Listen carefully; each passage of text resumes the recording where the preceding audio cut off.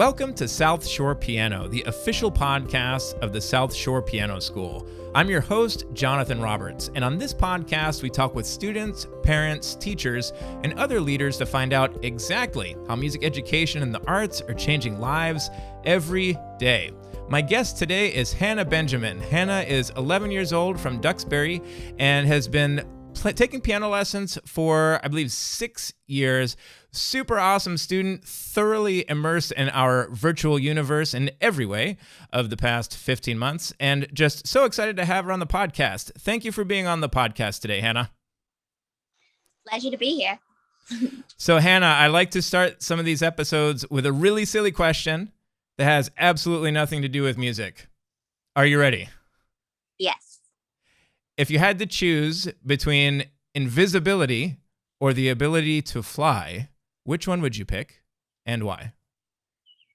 I think I would honestly pick invisible because in that way, like no one could see you. Like you could slip out of class, you could do anything really, and you could just hide like whenever you wanted to.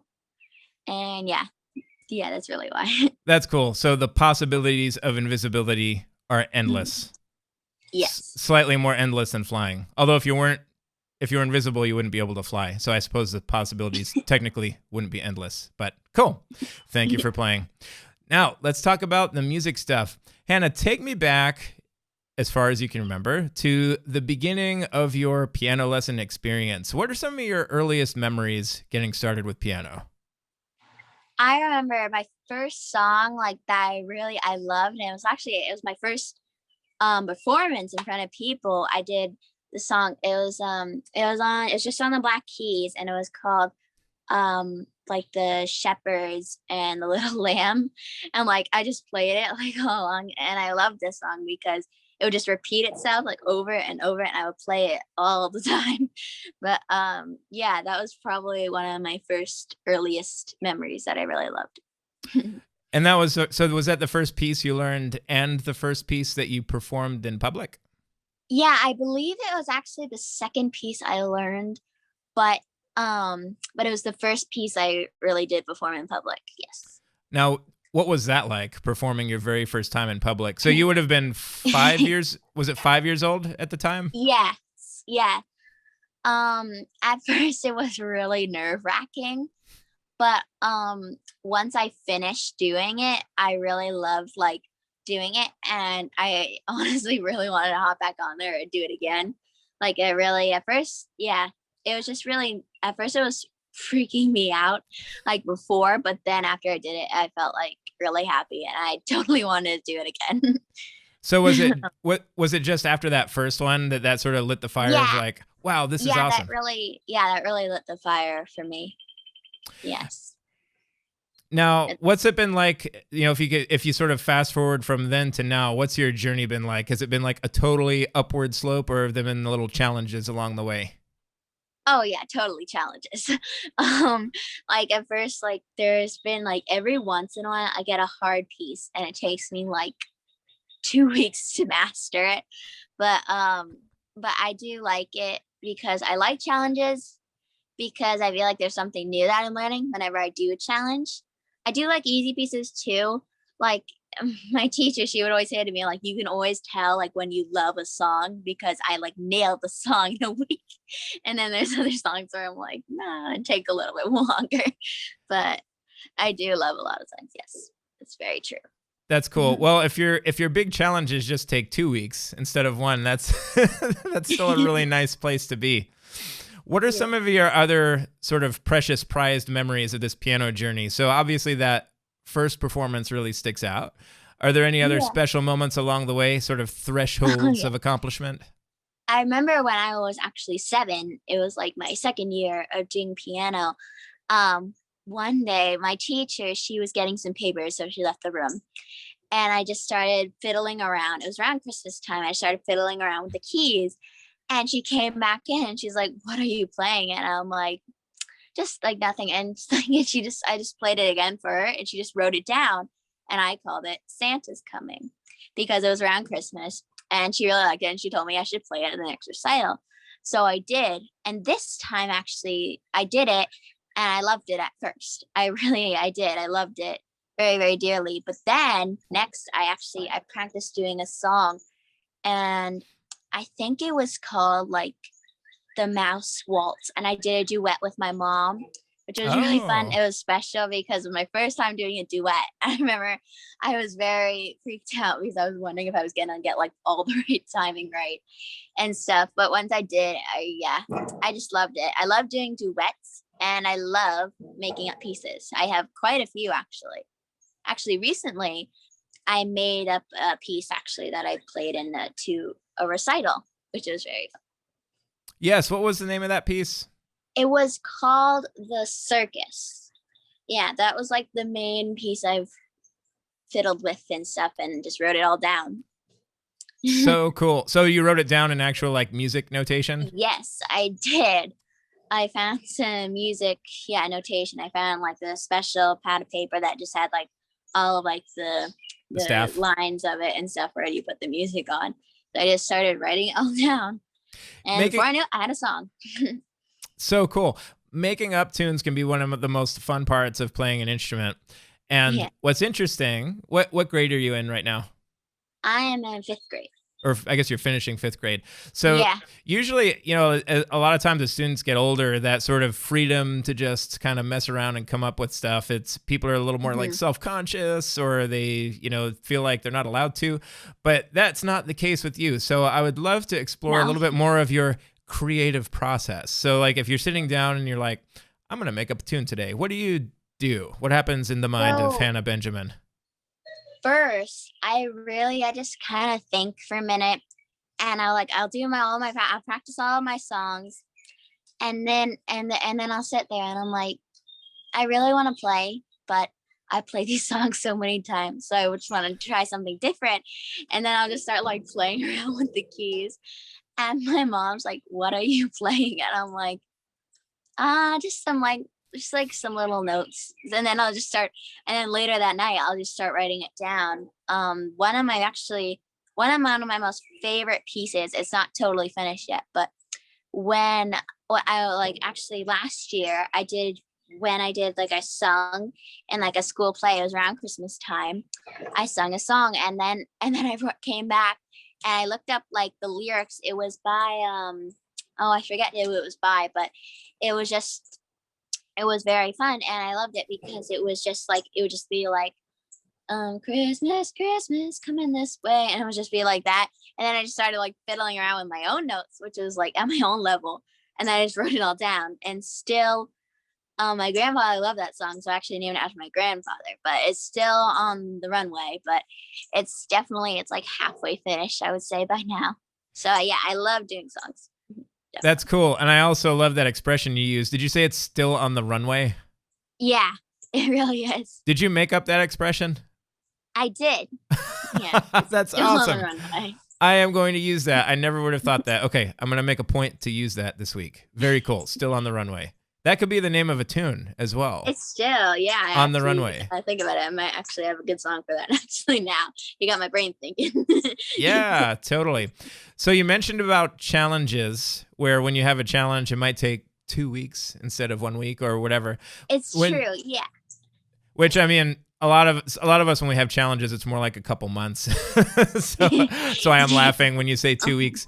So when you tackle challenges in a new piece, like say there's a new concept that you're learning, or if there's something that doesn't come quite as easily to your fingers, how do you handle that so that you don't just sort of throw your hands up and say, I'm going to do this next week or something? Well, first, I really just take it a line at a time. Like I recently did a song where it was easier because it just kept repeating the same line like over and over and over.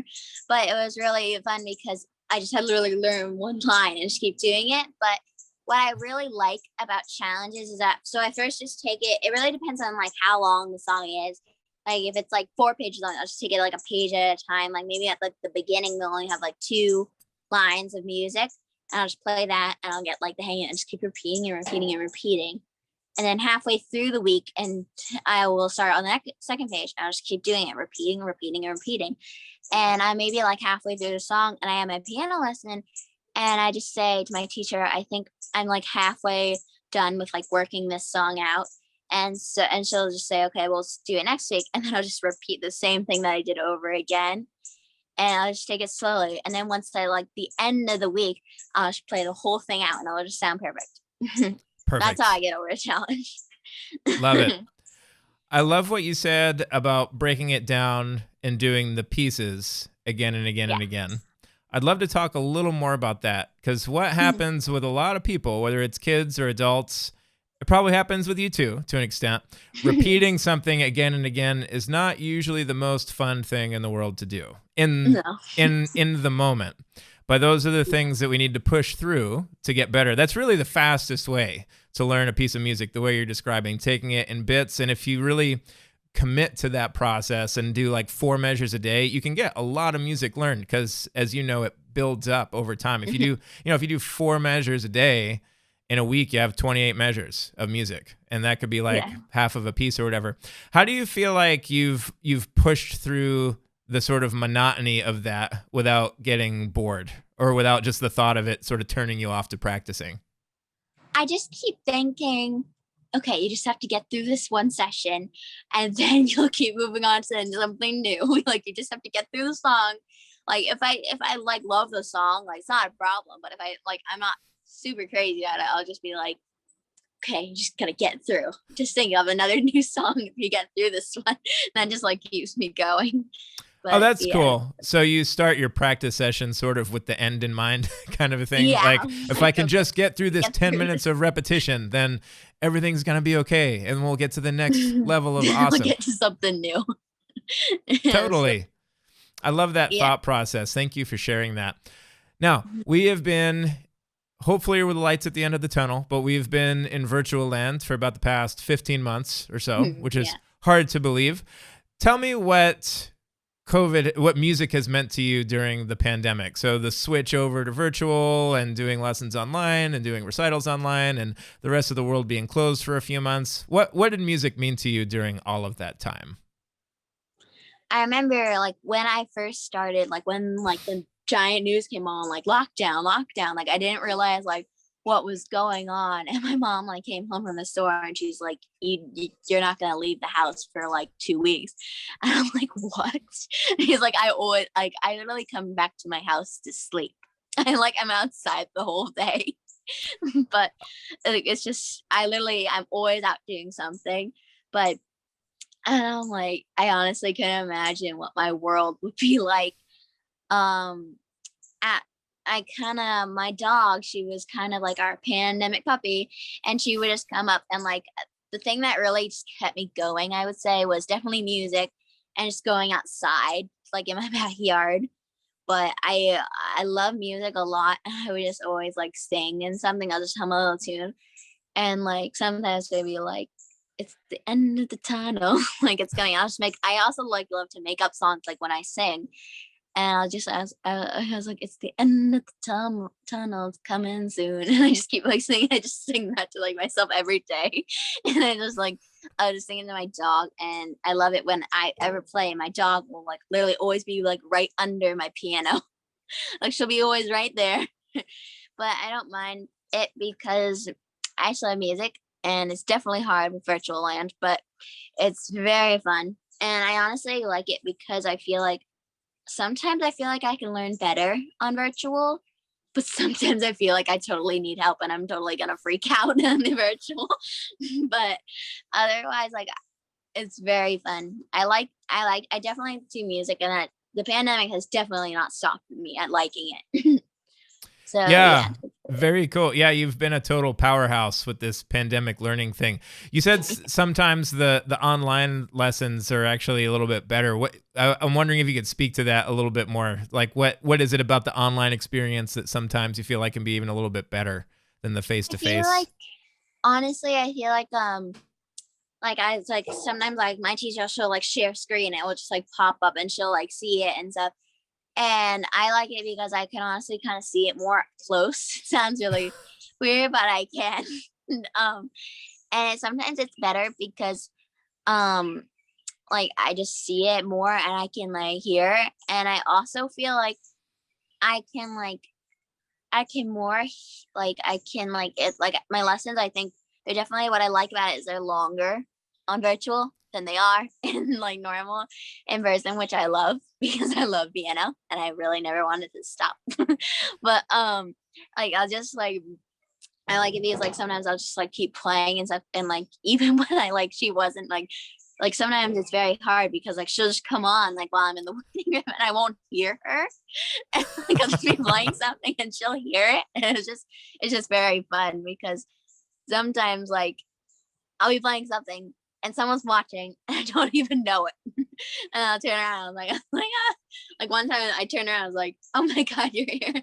So it was just very funny because I was practicing a song that I was just like fiddling around with. And she just heard it and she just made me write it all down. So like if you go into my notebook, there's probably like 5 songs in there that are like all written down. That's awesome. One of my dreams, it's probably a little too late for it now, but I always thought it would be funny to have a little pandemic blooper reel for all these little funny things that happened, whether it's like same thing has happened to me too. Where I think the current record is about 10 minutes where I was on and they didn't notice I was there yet. But one interesting thing you said was that the lessons are longer, which is something that actually hadn't really occurred to me because you're right. Because you normally when you're on a lesson, you have that like little bit of settling in time and unpacking, and then you have your packing up your stuff to leave. This kind of eliminates that. It's like your lesson starts right on time and you just like go right into the lesson. Is that what you meant? Yeah, it's kind of like that. Yeah, but like sometimes like I'll be like oh my God, it's already 5:45 like and we over and Miss Margaret's like, oh no, you don't have to go. Like we can stay on for like another 15 minutes. And I'll just like stay on until 6, which is great because I'll have like an extra 15 minutes of class, which I love because like she'll give me like 2 minutes to pack up and like 13 minutes to play more, which I don't mind at all because like I just like it. It's fun. Very cool. I like more challenges. Like she'll give me tons of challenges and I'm like, bring it on, bring it on. I'm like, I love them. That's so cool. I think everybody should love challenges as much as you. You clearly have a love for music and this contagious energy. Just love it. Yeah. Now you're finishing 5th grade. We're going to blink and one day you're going to turn into an adult and go off and do amazing things, no doubt. How do you see music being a part of your life for the long haul when you're adult Hannah taking the world by storm? I feel like what I love about music is that it's always there. It's always like there. Like if I ever sad like night or something, and I'll just have like a bad thought, I'll just like hum myself a little tune and I'll go right back to sleep. Like it just calms me down and it makes me happy when I'm sad. I remember when my grandfather passed away, I was at the nursing home when it happened. And like 5 minutes later, I didn't even know it, but I was humming a little tune to myself. And I was just like I was like, this will pass. I just like I just hummed a little tune. And like, before I know it, I was still a little sad, but I felt much better than I did like 5 minutes before. That's like really like how strong I feel like music really is.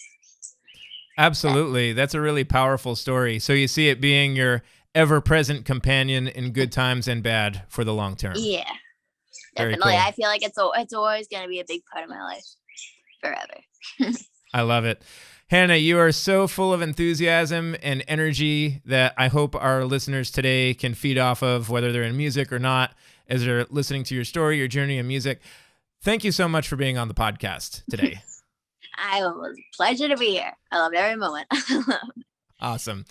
And thank you so much to our listeners out there. Again, this is South Shore Piano, the official podcast of the South Shore Piano School. I'm your host, Jonathan Roberts, and on this podcast, we talk with students, parents, teachers, and other leaders in the arts to find out exactly how music education is changing lives every day. If you enjoyed this episode, do hit the subscribe button on the podcasting app of your choice, or if you're checking out the YouTube channel, hit the subscribe button and the notification bell so that you're among the first to find out about new episodes when they're released. We publish new episodes every Monday and Friday. Thank you so much, and we'll look forward to seeing you next time.